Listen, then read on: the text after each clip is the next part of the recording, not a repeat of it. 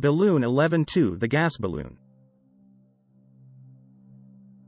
Let's explore the intricate connection between gas ballooning and weather considerations. Picture yourself soaring through the sky in a gas balloon, where your journey is intricately woven with the atmospheric conditions around you. In the realm of gas ballooning, weather is not just a backdrop, it's a decisive factor that shapes the entire experience. Gas balloon flights come in various flavors, each tailored to specific objectives. Whether it's setting a duration record with maximum time aloft or embarking on a distance competition, the ideal weather conditions vary. A duration-focused flight benefits from light winds and clear skies, while a distance competition thrives on high winds aloft and lighter winds in the landing zone. For extensive competitions, covering distances exceeding 1,000 miles at altitudes up to 18,000 feet MSL, a comprehensive analysis of the weather map is imperative. Contrary to hot air ballooning, gas balloon landings are likely to present different conditions than those encountered during launch.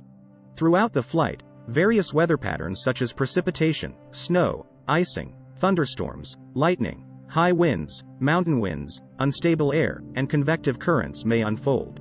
Now, let's delve into the meteorological nuances specific to gas ballooning. Landing conditions can significantly differ from launch conditions, and the pilot needs to be attuned to potential challenges, particularly in relation to freezing levels and air moisture, which are critical considerations to predict the risk of icing. Icing poses challenges, adding weight to the balloon and potentially affecting the valve's functionality. The weight of accumulated ice prompts a natural descent to lower altitudes and warmer temperatures, requiring careful management through ballasting and valving. Encountering thunderstorm activity is more common in gas balloon flights, with additional risks associated when using explosive gases such as hydrogen. Isolated thunderstorms can develop with minimal warning, making prediction and avoidance paramount. Real-time communication between pilots and ground-based meteorologists armed with forecasting tools becomes crucial in steering clear of these storms. Meteorological flight planning for gas balloon journeys starts several days prior to the planned flight. The pilot engages with various meteorological tools, analyzing frontal movement, wind speed and direction forecasts at different altitudes, and predicting flight paths. Consideration of precipitation probabilities and freezing levels over the flight period is essential.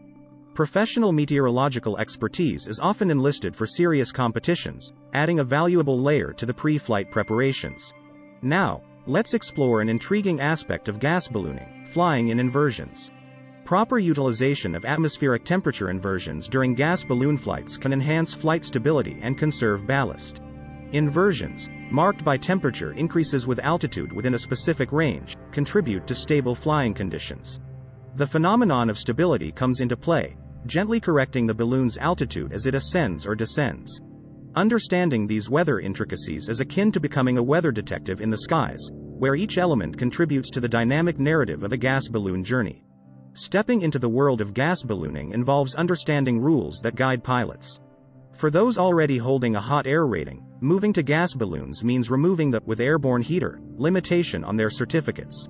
Private pilot gas ratings require experiences like 2 flights of at least 2 hours each, including training with an instructor, solo piloting, and a controlled ascent to 3,000 feet. For hot air pilots, transitioning to gas doesn't need a new test. A simple logbook note from an instructor is enough. Getting a commercial rating follows a similar path with a controlled ascent now reaching 5,000 feet.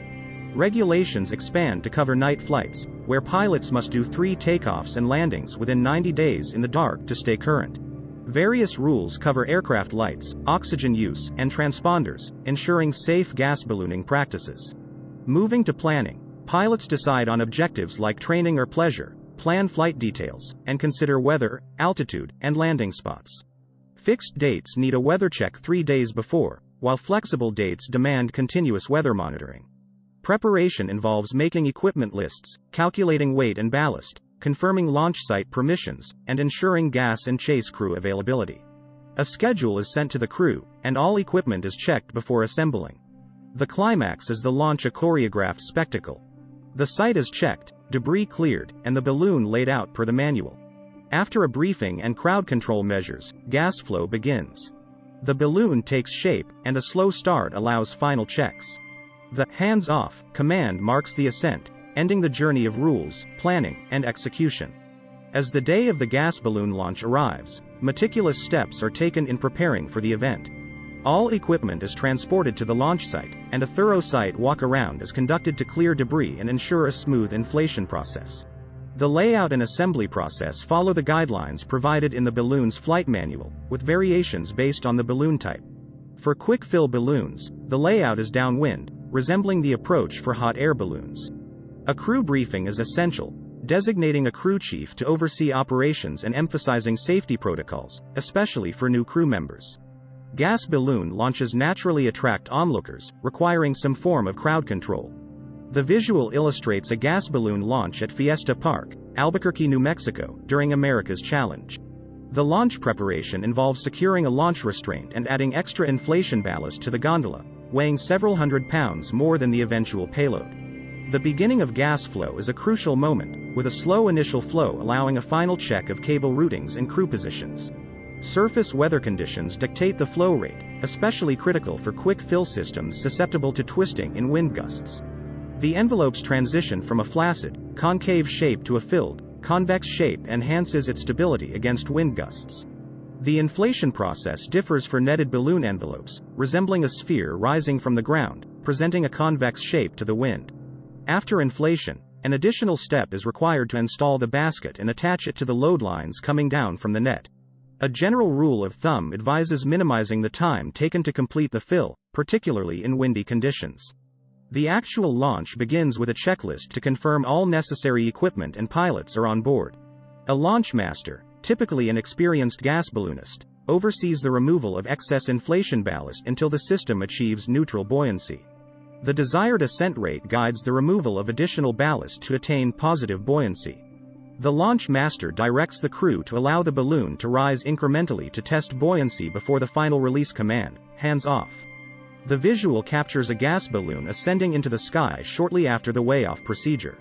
In-flight procedures for gas balloons highlight their unique characteristics compared to hot air balloons. Unlike hot air balloons, gas balloons naturally maintain equilibrium altitude and fly level without constant heat infusions. Pilot intervention is primarily needed to initiate or stop ascent or descent, or to counteract atmospheric disturbances. Gas balloons can often fly for extended periods with minimal pilot intervention, and altitude changes occur at a slower rate compared to hot air ballooning. Ascents are achieved by releasing ballast, typically sand or water, while descents involve releasing lifting gas from a valve at the top of the envelope. Significant altitude changes are strategic decisions made as part of a long-term plan, considering the consequences before execution. Ballast is considered the fuel of a gas balloon, and its use affects the potential duration of the flight.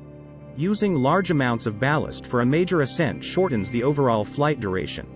In competitions, such as distance races, a controlled ascent to a higher altitude may be employed to access more favorable winds. This strategic maneuver, which may take an hour, can then be followed by maintaining that altitude for an extended period if weather conditions remain stable. Two crucial concepts for gas balloon pilots are solar heating and lifting gas purity. Solar heating occurs when the sun's heat is trapped inside the envelope, causing the lifting gas temperature to exceed the outside air temperature. This can lead to a temporary increase in gross lift, causing the balloon to rise. Loss of solar heating after sunset requires the use of ballast to maintain buoyancy. Lifting gas purity is critical to flight efficiency. Mixing air with the lifting gas affects the benefits of operating under the pressure ceiling. Molecular attractions cause the air and lifting gas to become permanently mixed, resulting in a less pure mixture. Closing the appendix during rapid descents prevents air from forcing its way into the envelope, maintaining gas purity.